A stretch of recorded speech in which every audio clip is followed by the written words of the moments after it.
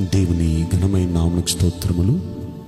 ఈ వాగ్దానం వింటున్న మీకందరికీ మన ప్రభువును ప్రియ రక్షకుడైన యేసుక్రీస్తు నామములో శుభములు, మా హృదయపూర్వకమైన వందనములు తెలియచేస్తున్నాం.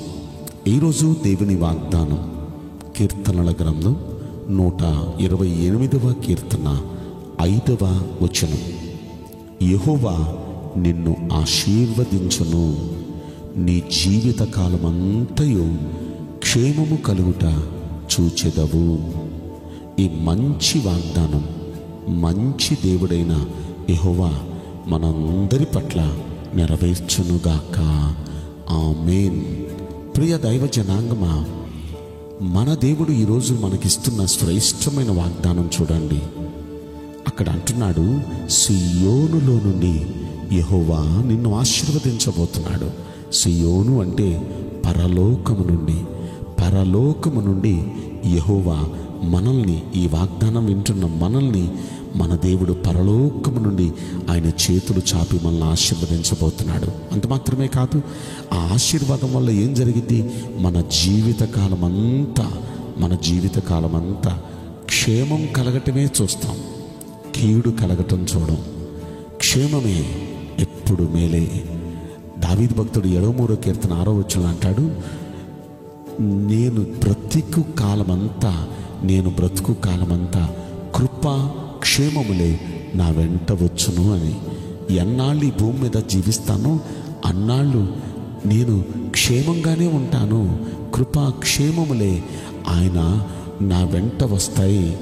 ఎప్పుడు క్షేమంగా ఉంటా బ్రతికినంతకాలం. ఇక్కడ కూడా అదే మాట మనం చూస్తాం.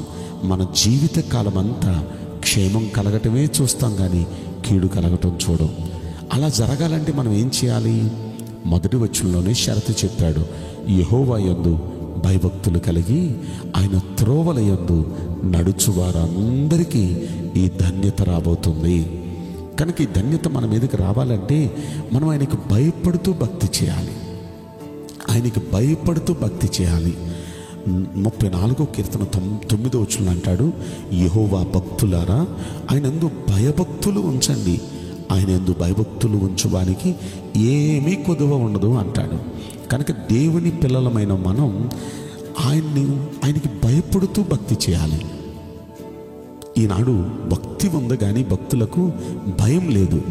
అమ్మో, దేవుడు నన్ను చూస్తున్నాడు, దేవుడు నా పనులన్నీ చూస్తున్నాడు, దేవుడు నా మాటలన్నీ వింటున్నాడు, అమ్మో దేవుడు నన్ను గమనిస్తున్నాడు, నేను జాగ్రత్తగా ఉండాలి, ఎట్లా పడితే అట్లా ఉండకూడదు అంటూ దేవుని భయం కలిగిన భక్తులు చాలా తక్కువ మంది. అయితే దేవునికి భయపడుతూ ఎవరైతే భక్తి చేస్తారో వారికి ఏది కొదువ ఉండదండి. వారిని సియోనులో నుండి దేవుడు ఆశీర్వదిస్తాడు. వారి జీవితకాలం అంతా క్షేమం కలగటమే చూస్తారు. వాళ్ళు జీవితకాలం అంతా క్షేమంగానే ఉంటారు.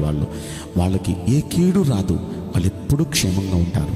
కనుక మీ కుటుంబాల మీదకి ఎటువంటి కీడు రాకుండా ఉండాలని మనం ప్రార్థన చేసుకోవాలి. ప్రార్థన మాత్రమే కాదు, మనం ఆయనకి భయపడుతూ భక్తి చేస్తే ఏ కీడు మన గుడారాన్ని సమీపించకుండా మనల్ని కాపాడుతాడు.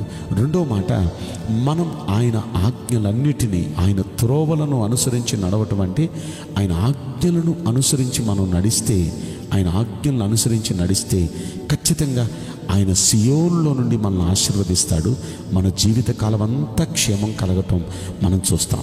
సియోనులో నుండి దేవుడు పరలోకం నుండి ఆశీర్వదిస్తే జీవితకాలం అంతా క్షేమంగానే ఉంటాం మనం. అయితే అలా ఉండాలంటే రెండో పని, ఆయన ఆజ్ఞలన్నిటిని అనుసరించి నడవాలి, ఆయన వాక్యాన్ని అనుసరించి నడవాలి. చాలాసారి గుడికి వస్తాం, వాక్యం వింటాం, కానీ ఆ వాక్యాన్ని మర్చిపోతాం. అప్పుడే ఆ వాక్యాన్ని అనుసరించి నడవం మనం.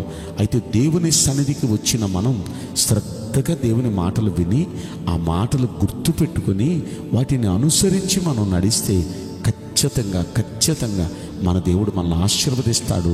జీవితకాలం అంతా క్షేమమే చూస్తాం, కీడు చూడం. కనుక ఈ వాగ్దానం వింటున్న మీలో ఎవ్వరు, మీ కుటుంబాల్లో ఎవ్వరి మీదకి ఏ విధమైన కీడు రాకుండానుగాక. మీరు మీ కుటుంబాలు ఎప్పుడు జీవితకాలం అంతా క్షేమం కలగటమే మీరు చూచుదురుగాక. ఈ రెండు పనులు చేద్దామా? ఒకటి, ఆయనకు భయపడుతూ భక్తి చేయాలి. రెండవది ఆయన ఆజ్ఞలన్నిటినీ అనుసరించి నడుచుకోవాలి. అలా ఒక తీర్మానం చేసుకొని ప్రార్థన చేద్దాం.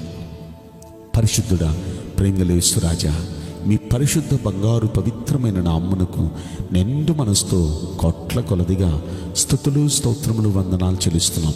ఈ వాగ్దానం వింటున్న ప్రియుల జీవితంలో దయచేసి ఈ వాగ్దానం నెరవేర్చి కృప చూపించండి అయ్యా. మీకు భయపడుతూ భక్తి చేయటానికి, మీ వాక్యాలన్నిటినీ అనుసరించి నడుచుకోవటానికి మీ బిడ్డలు తీర్మానించుకుని ఉండగా దయచేసి ప్రభువా, పరలోకము నుండి చేతులెత్తి మీ బిడ్డలు మీరు ఆశీర్వదించండి. వారి జీవిత కాలమంతా క్షేమం కలగటమే వారు చూచినట్లు సహాయం చేయమని మా ప్రార్థన వినినందుకు, కరుణిస్తున్నందుకు కోట్ల కొలదిగా కృతజ్ఞతా స్తోత్రములు చెల్లిస్తూ నజరుడని యేసుక్రీస్తు ప్రశస్తమైన నామములో మిక్కిలి వినయముతో ప్రార్థించి బ్రతిమలాడి వేడుకుంటున్నాం ప్రియ పరలోక తండ్రి. ఆమేన్. May God bless you all. Thank you.